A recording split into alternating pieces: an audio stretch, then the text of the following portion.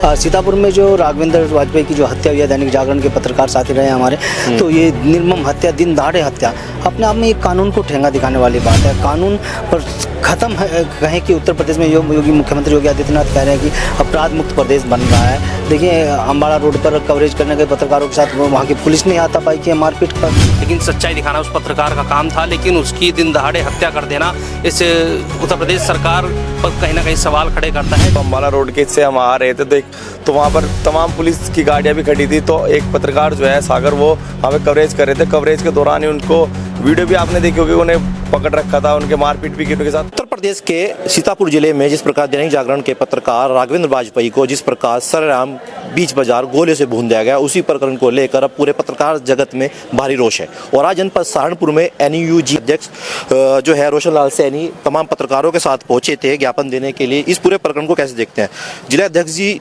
पत्रकारों के ऊपर आप देखते होंगे आए दिन हमले हो रहे हैं और ये कोई घटना पहली बार नहीं हुई। ऐसे तमाम पत्रकारों को किस प्रकार बलि चढ़ाया गया है, पूरे प्रकरण को कैसे देखते हैं? देखिए पुरुषोत्तम, मैं सबसे पहले आपको बताऊं कि जो चौथा स्तंभ कहा जाता है पत्रकारिता, वो आजकल खतरे में है यार। जिसकी वानगी आप प्रदेश में ही नहीं पूरे देश में देख सकते हैं, जहां हर जगह कवरेज करने को लेकर, खबर मुखालफत में चलाने को लेकर, या खबर एक पक्ष के कहीं ना कहीं देखो अपराधियों के खिलाफ या दोषी के खिलाफ या कोई गलत आदमी को उसके खिलाफ खबर चलाई जाती है, तो वो कहीं ना कहीं पत्रकारों पर हमले कर रहा है। सीतापुर में जो राघवेंद्र वाजपेयी की जो हत्या हुई है, दैनिक जागरण के पत्रकार साथी रहे हमारे, तो ये निर्मम हत्या, दिन दहाड़े हत्या अपने आप में एक कानून को ठेंगा दिखाने वाली बात है। कानून पर ख़त्म है, कहें कि उत्तर प्रदेश में योगी मुख्यमंत्री योगी आदित्यनाथ कह रहे हैं कि अपराध मुक्त प्रदेश बन रहा है। अपराधियों को जेल भेजा जा रहा है, अपराधियों के घर पर बुलडोजर चलाए जा रहे हैं। लेकिन कहीं ना कहीं जिस तरह से पत्रकारों की हत्या हो रही है, तो वो अपराधी कहीं ना खुलेआम ही घूम रहे हैं। मतलब सहारनपुर की बात कर लें, कल सहारनपुर में देखिए अम्बाड़ा रोड पर कवरेज करने के पत्रकारों के साथ वहाँ की पुलिस नहीं आता पाई कि मारपीट तक कर दी। तो इसमें क्या देखा जाए, तो पत्रकार कहाँ सुरक्षित है? जहाँ जिस देश में पत्रकार सुरक्षित नहीं है, आम जनता की क्या गारंटी होगी? मगर लेकिन योगी सरकार तो कहती है कि जीरो टॉलरेंस है और पत्रकारों को एक विशेष वरीयता दी जानी चाहिए और उनकी सुरक्षा के लिए भी तमाम ऐसे कड़े पहल उठाई जा रही है। क्या लगता है वो जितने नियम बनाए गए सब एकदम ध्वस्तीकरण किए जा रहे हैं? सब कागजी हैं, सब कागजी हैं। पत्रकार संगठन है, कई बार आवाज़ उठा चुके हैं, कई बार मांग कर चुके हैं कि पत्रकार सुरक्षा अधिनियम बनाया जाना चाहिए, कोई कानून ऐसा लाए जिसमें पत्रकारों की सुरक्षा हो। पत्रकारों के लिए कोई इंश्योरेंस पॉलिसी नहीं दी गई है। तमाम पत्रकार मान्यता प्राप्त तो नहीं हो सकते जी। भाई हजारों की तादाद में एक जनपद में पत्रकार हैं और उनमें से 40-50 लोग मान्यता प्राप्त हो, तो बाकी पत्रकार कहाँ जाएंगे? क्या उन्हीं लोगों की सुविधाएं दी जाए? लेकिन पत्रकारों का इंश्योरेंस होना चाहिए, पत्रकारों के परिवार को सुरक्षा मुहैया होनी चाहिए, पत्रकार को सुरक्षा मुहैया होनी चाहिए, और जिन पत्रकारों का उत्पीड़न हो रहा है उनकी कुछ सुरक्षा मुहैया होनी चाहिए। लेकिन हम जिन पत्रकारों की हत्या हुई है, चाहे वो सीतापुर में हुई हो, चाहे उससे पहले हत्या हुई हो, उनके परिजनों को 1 करोड़ रुपये की मांग के मुआवजे की मांग या आर्थिक सहायता की मांग हम पत्रकार NUG का जो संगठन है वो मांग करता है। और उस पत्रकार के परिवार के एक सदस्य को सरकारी नौकरी की मांग करता है। और जो पत्रकार के हत्यारे हैं उनके खिलाफ फांसी की सज़ा कम से कम हो, तो पत्रकारों का आक्रोश कुछ कम होगा। अन्यथा पत्रकार, आज हम लोगों ने ही शांतिपूर्ण तरीके से ज्ञापन दिया है, ये सांकेतिक ज्ञापन है। अगर पत्रकारों हित में कोई कानून नहीं बना और उनके परिजनों को नौकरी नहीं दी गई या मुआवजा नहीं दिया गया, तो ये आंदोलन बड़ा भी हो सकता है। NUG के जुड़े और सदस्य मेरे साथ मौजूद हैं जो न्यूज़ 18 डिजिटल भी देखते हैं। काफ़ी समय से आप पत्रकारिता जगत में हैं, कोई नया मामला नहीं है, तमाम ऐसे आपने मुद्दे भी देखे होंगे, चाहे सहारनपुर का हो या फिर अन्य जिलों का हो। आखिरकार पूरी घटना की वजह क्या मानते हैं?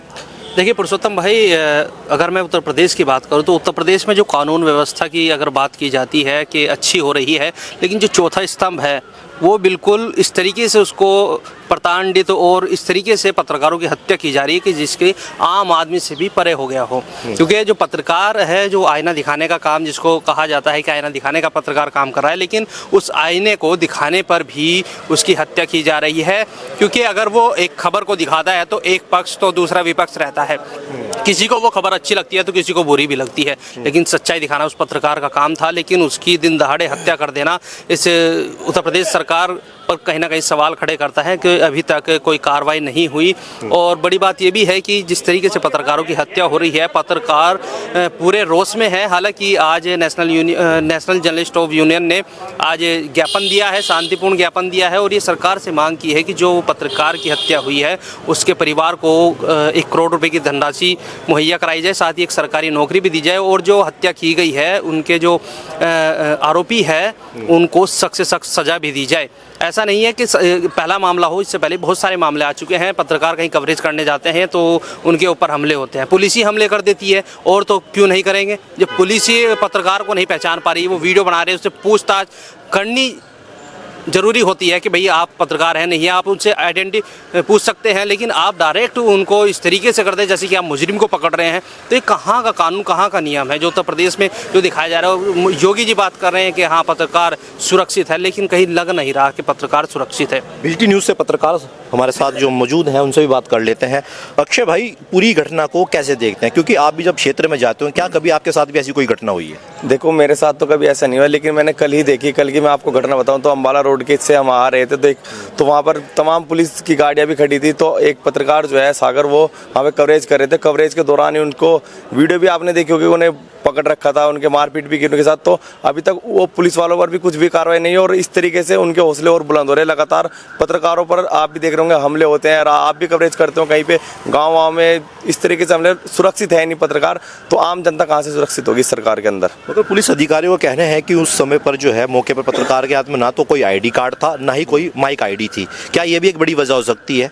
हाँ, हो सकती है एक बड़ी वजह, क्योंकि ID कार्ड ज़्यादातर देखते हैं कि गले में रखते हैं ID कार्ड अपने जेब में भी, लेकिन वो बाद में भी दिखा दिया था उन्होंने ID कार्ड, लेकिन उसके बाद ही पुलिस अपनी तानाशाही कर रही है। लगातार आप भी देख रहे होंगे जिस तरीके से।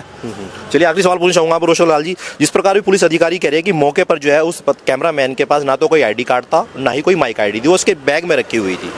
देखिए, कोई भी शख्स है अगर कॉन्फिडेंस के साथ है, पत्रकार ही कवरेज करने पहुंचता है, अगर XYZ कोई भी अगर पर्सन होगा, सामान्य आदमी होगा, तो अगर वो वीडियो बनाएगा तो अलग से पहचाना जाएगा। जब पत्रकार फील्ड में लगातार है तो ये पुलिस प्रशासन या थाना अध्यक्ष या तमाम अधिकारियों को भी पता होता है कि ये हमारी प्रेस कॉन्फ्रेंस में भी आते हैं, ये हमारे साथ घटनास्थल पर भी मौके पर होते हैं ये पत्रकार, तो इतनी पहचान उनको होती है। लेकिन कहीं ना कहीं अपनी खामियां, अपनी कमियां छुपाने के लिए, ताकि पत्रकार कवरेज करके उसको पब्लिश ना कर दे, उसको प्रसारित ना कर दे, उस वजह से कहीं ना कहीं पुलिस बौखला जाती है और इस तरह की घटनाओं को अंजाम दे रही है। तो अगर जो क्योंकि पिछले 3 साल से वो लड़का काम कर रहा है जिसके साथ सहारनपुर में बात हुई है, उसमें कई लड़के ऐसे भी जो 8-10 साल से भी काम कर रहे हैं जिनके साथ ये घटना हो रही है। तो ऐसे में पुलिस प्रशासन क्यों नहीं पहचान पा रहा है? तो मैं कभी आई कार्ड नहीं लेके चलता, तो मैं भाई क्या तमाम पत्रकार आई कार्ड लेके चलेंगे? पहले आई कार्ड दिखाएंगे या परमिशन लेंगे, पहले आई कार्ड दिखाएंगे उसके बाद कवरेज करेंगे क्या?